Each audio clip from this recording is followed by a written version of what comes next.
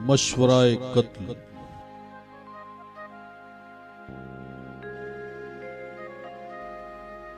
अब ईद फतीर जो फजा कहलाती है नजदीक आई और सरदार काहिन और फकी मौका की तलाश में थे कि उसे किस तरह कत्ल करें, क्योंकि आवाम से डरते थे।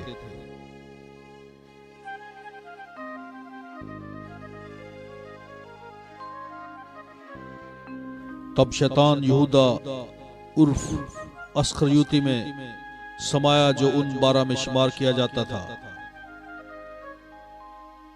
उसने जाकर सरदार काहिनों और लश्करी सरदारों से मशवरा किया कि उसको किस तरह उनके हवाले करे। वो खुश हुए और उसे रुपया देने का इकरार किया। उसने भी अहद किया और मौका ढूंढने लगा कि बगैर हंगामे के उसे उनके हवाले कर दे। और ईद फतीर आई जिसमें फसा ज़बा करना वाजिब था। उसने पतरस और यूहन्ना को यह कहकर भेजा कि तुम जाओ और हमारे खाने के लिए फसा तैयार करो। उन्होंने उससे कहा, तू कहां चाहता है कि हम तैयार करें? उसने उनसे कहा, देखो, शहर में दाखिल होते ही तुम्हें एक आदमी पानी का घड़ा उठाए हुए मिलेगा। जिस घर में वो जाए उसके पीछे चले जाना और घर के मालिक से कहना कि उस्ताद उससे कहता है कि वो नेमत खाना कहां है जिसमें मैं अपने शागिर्दों के साथ फंसा खाऊं। वो तुम्हें एक बड़ा बाला खाना रास्ता किया हुआ दिखाएगा, वहीं तैयार करो। उन्होंने जाकर जैसा उसने उनसे कहा वैसा ही पाया और फसा तैयार किया। और जब वक्त हो गया तो वो रसूलों समेत खाना खाने बैठा और उसने उनसे कहा, मुझे बड़ी ख्वाहिश थी कि दुख सहने से पहले ये फसा तुम्हारे साथ खाऊं, क्योंकि मैं तुमसे कहता हूं कि उसे कभी ना खाऊंगा जब तक वो खुदा की बादशाही में पूरा ना हो। और प्याला लेकर शुक्र किया और कहा कि इसको लेकर आपस में बांट दो, क्योंकि मैं तुमसे कहता हूं कि अब से अंगूर का रस कभी ना पीऊंगा जब तक खुदा की बादशाही ना आ ले। फिर रोटी ली और शुक्र करके तोड़ी और ये कहकर उन्हें दी कि ये मेरा बदन है जो तुम्हारे वास्ते दिया जाता है, मेरी यादगारी के वास्ते यही किया करो।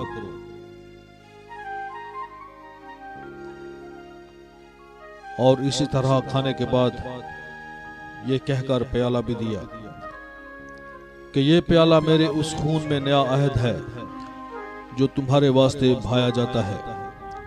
मगर देखो, उसका हाथ जो मुझे गिरफ्तार करवाता है मेरे साथ दस्तरखान पर है, क्योंकि इब्न इंसान तो जैसा उसके वास्ते मुकर्रर है जाता ही है, मगर उस शख्स पर अफसोस जिसके वसीले से वो गिरफ्तार किया जाता है। इस पर वापस में पूछने लगे कि हम में से कौन है जो ये करने को है, और उनमें ये तकरार भी हुई कि हम में से कौन बड़ा समझा जाए। पर उसने उनसे कहा कि गैर कौमों पर उनके बादशाह हुकूमत चलाते हैं और जो उन पर इख्तियार रखते हैं वो मोहसिनीन कहलाते हैं। मगर तुम ऐसे ना हो, बल्कि जो तुम्हें बड़ा है छोटे की मानद और सरदार खिदमत करने वाले की मानद बने। क्योंकि बड़ा कौन है, वो जो खाना खाने बैठता है या वो जो खिदमत करता है? क्या वो नहीं जो खाना खाने बैठता है? लेकिन मैं तुम्हारे दरमियान खिदमत करने वाले की मानद हूं। मगर तुम वो हो जो मेरी आजमाइशों में बराबर मेरे साथ रहे, और जैसे मेरे बाप ने मेरे लिए बादशाही मुकर्रर की है, मैं भी तुम्हारे लिए मुकर्रर करता हूं, ताकि मेरी बादशाही में मेरे दस्तरखान पर खाओ पियो और तख्तों पर बैठकर इसराइल के 12 कबीलों की अदालत करो।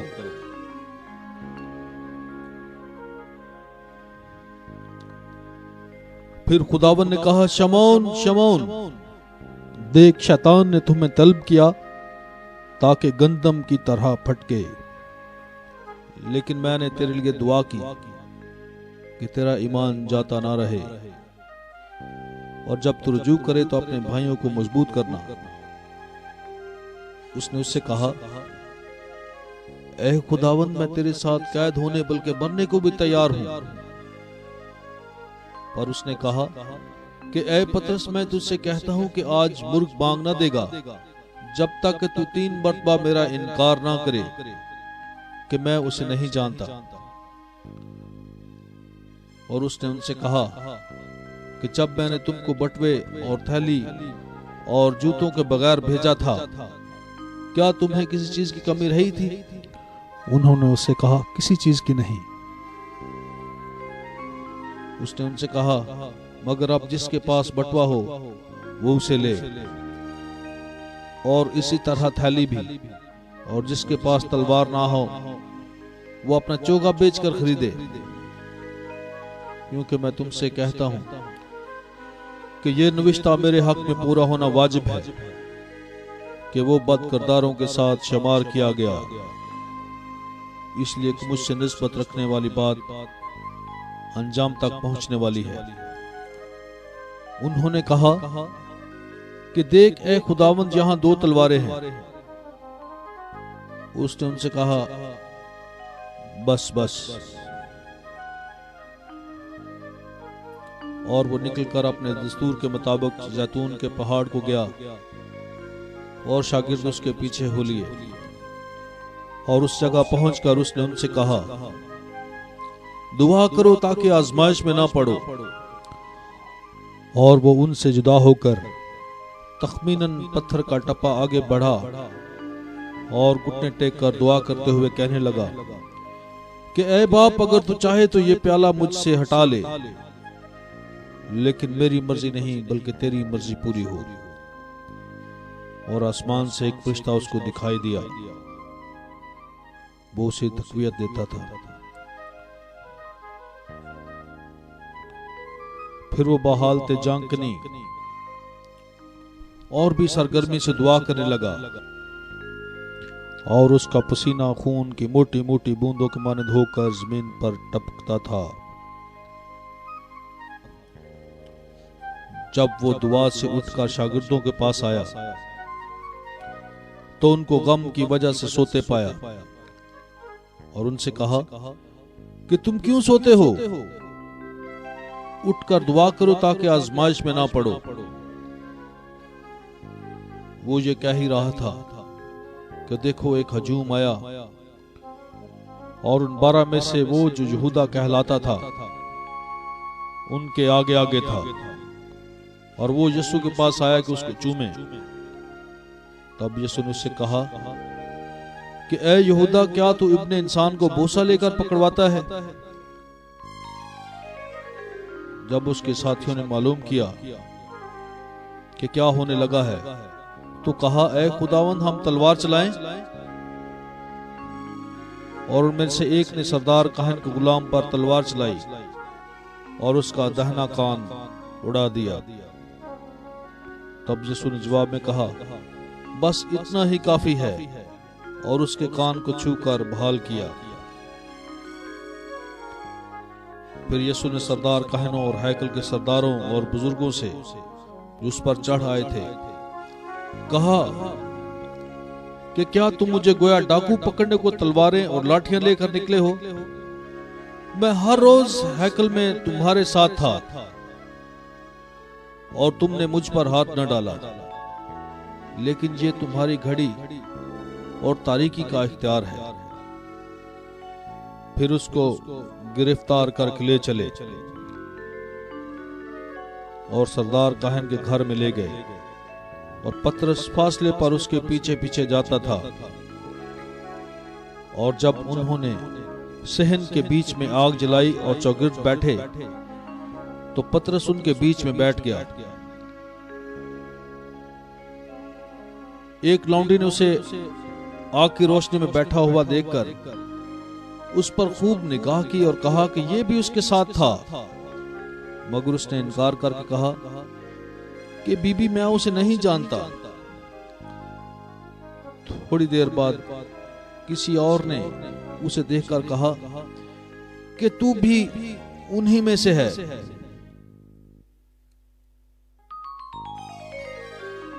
मगर पतरस ने कहा, मियां मैं नहीं हूं। तकरीबन 1 घंटे के बाद किसी और ने यकीनी तौर से कहा कि बेशक ये आदमी उसके साथ था, क्योंकि जलीली है। पतरस ने कहा, मियां मैं नहीं जानता कि तू क्या कहता है। उसी दम जब वो ये कह ही रहा था, मुर्ग ने बांग दी। तब खुदावन ने मुड़कर पतरस पर निगाह की, और पतरस को खुदावन की वो बात याद आई जो उसने कही थी कि आज मुर्ग के बांग देने से पहले तू 3 बार मेरा इनकार करेगा। और वो बाहर जाकर जार जार रोया। और जो आदमी उसे गिरफ्तार किए हुए थे उसको ठट्ठे में उड़ाते और मारते थे, और उसकी आंखें बंद करके उसके मुंह पर तमाचे मारते थे, और उसे यह कहकर पूछते थे कि नबूवत से बता कि किसने तुझको मारा। और ताने मार मार कर बहुत सी और बातें उसके खिलाफ कहीं। जब दिन हुआ तो कौम के बुजुर्ग यानी सरदार काहन और फकी जमा हुए और उसे अपनी अदालत आलिया में लाए और कहा कि अगर तू अल मसीह है तो हमसे कह दे। उसने उनसे कहा कि अगर मैं तुमसे कहूं तो यकीन ना करोगे, और अगर पूछूं तो जवाब ना दोगे। मगर अब से इब्न इंसान खुदाए कादर की दाहिनी तरफ बैठा रहेगा। इस पर उन सब ने कहा, बस क्या तू खुदा का बेटा है? उसने उनसे कहा कि तुम खुद ही कहते हो, क्योंकि मैं हूं। तब उन्होंने कहा, अब हमें गवाही की क्या जरूरत है, क्योंकि हमने खुद उसके मुंह से सुन लिया है। तब वो सब के सब उठकर उसे पिलातुस के पास ले गए और उस पर यह कहकर इल्जाम लगाना शुरू किया कि हमने तहकीक की कि ये हमारी कौम को बहकाता और कैसर को खराज देने से मना करता और अपने आप को मसीह बादशाह कहता है। तब पिलातुस ने उससे पूछा, क्या तो यहूदियों का बादशाह है? उसने उसके जवाब में कहा, तू खुद कहता है। तब पिलातुस ने सरदार काहनों और अवाम से कहा कि मैं इस शख्स में कुछ कसूर नहीं पाता। मगर उन्होंने और भी जोर देकर कहा कि ये तमाम यहूदिया में बल्कि जलील से लेकर यहां तक राया को सिखा सिखा कर उभारता है। पिलातुस ने यह सुनकर पूछा कि क्या ये आदमी जलीली है? जब उसे मालूम हुआ कि हेरोदिस की अमलदारी का है तो उसे हेरोदिस के पास भेजा, क्योंकि वो भी उन दिनों यरूशलेम में था। हेरोदिस यीशु को देखकर नहायत खुश हुआ, क्योंकि उस बात के सबब से जो उसने उसकी बाबत सुनी थी। उसे मुद्दत से शौक था कि उसे देखे, और उसे उम्मीद भी थी कि उससे कोई निशान सरजद होता देखे। और वो उससे बतेरी बातें पूछता रहा, मगर उसने उससे कुछ जवाब न दिया। और सरदार काहन और फकी खड़े हुए बड़ी शद्दोमत से उस पर इल्जाम लगाते रहे। तब हेरोदिस ने मां अपनी फौज के उसे जलील किया और ठट्ठे में उड़ाया और चमकीली पोशाक पहनाकर उसको पिलातुस के पास वापस भेजा। और उसी दिन हेरोदिस और पिलातुस आपस में दोस्त हो गए, क्योंकि पहले उनमें दुश्मनी थी।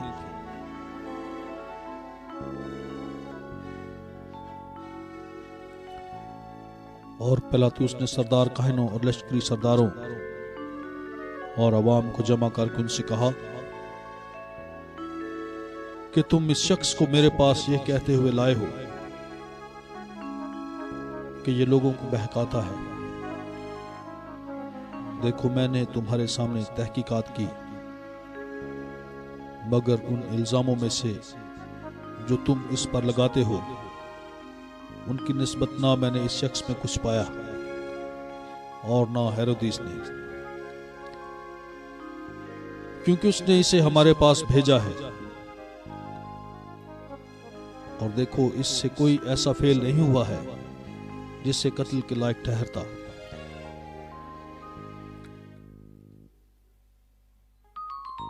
बस मैं इसे पिटवा कर छोड़ दूंगा। उसे ईद में जरूर था कि किसी को उनकी खातिर छोड़ दे।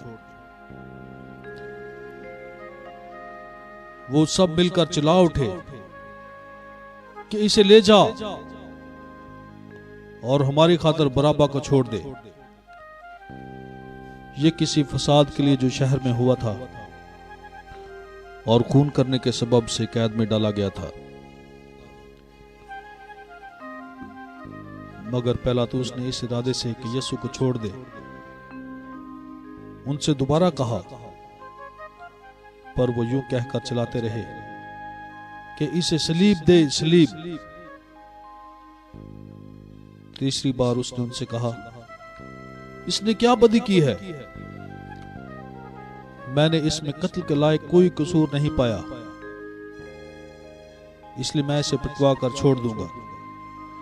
मगर वो चिल्ला चिल्ला कर इसरार करके तलब करते रहे कि इसे सलीब दी जाए। और उनका चिल्लाना और सरदार काहन कामयाब हुए। तब पिलातुस ने हुक्म दिया कि उनकी ख्वाहिश के मुताबिक हो, और उसने उस शख्स को छोड़ दिया जो फसाद और खून की वजह से मुक़य्यद था और जिसे उन्होंने मांगा था, और यीशु को उसने उनकी मर्जी के हवाले किया।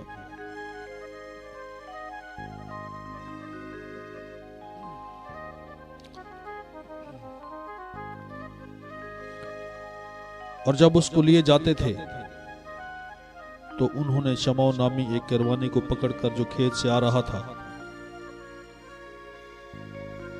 और सलीब उस पर रख दी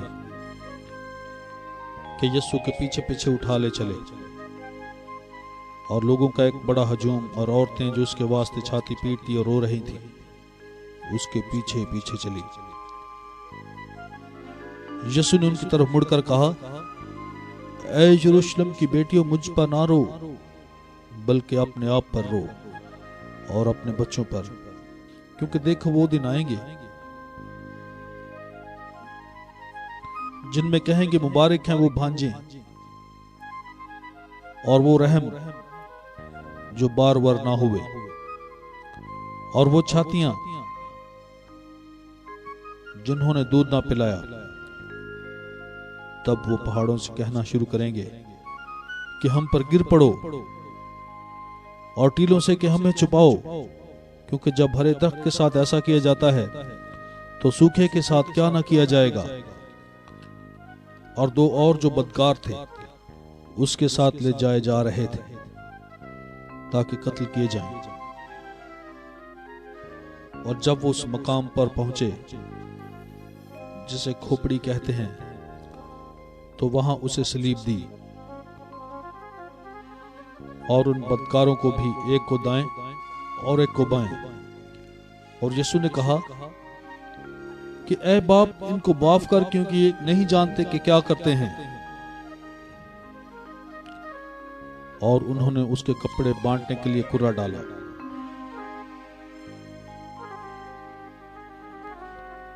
और लोग खड़े देख रहे थे, और सरदार भी जो ठट्ठे मार मार कर कहते थे कि इसने औरों को बचाया।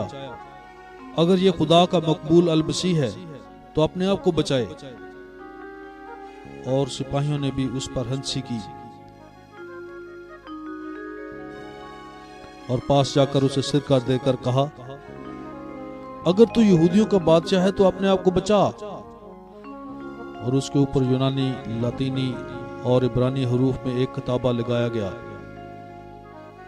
कि यह यहूदियों का बादशाह है। और एक उन बदकारों में से जो सलीब पर लटकाए गए थे उसे ताना देकर बोला कि क्या तू अल मसीह नहीं? तो फिर अपने आप को और हमको भी बचा। लेकिन दूसरे ने झिड़क कर जवाब में कहा, क्या तू अब भी खुदा से नहीं डरता? हालांकि उसी सजा में गिरफ्तार है और हमारी सजा तो वाजिबी है क्योंकि हम अपने कामों का खमियाजा उठा रहे हैं, मगर इसने तो कोई बदी नहीं की। और उसने कहा, ए यसु, जब तू अपनी बादशाही में आए तो मुझे याद करना। और यसु ने उससे कहा, मैं तुझसे सच कहता हूं कि आज ही तू मेरे साथ फिरदौस में होगा। और छठी घड़ी के करीब था कि सारे मुल्क पर अंधेरा छा गया।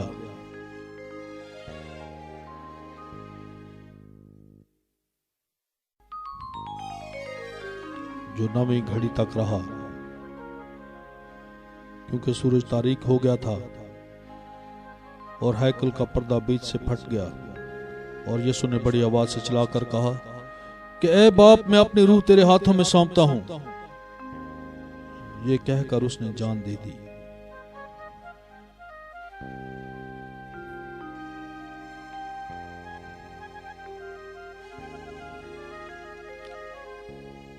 और जो कुछ हुआ था,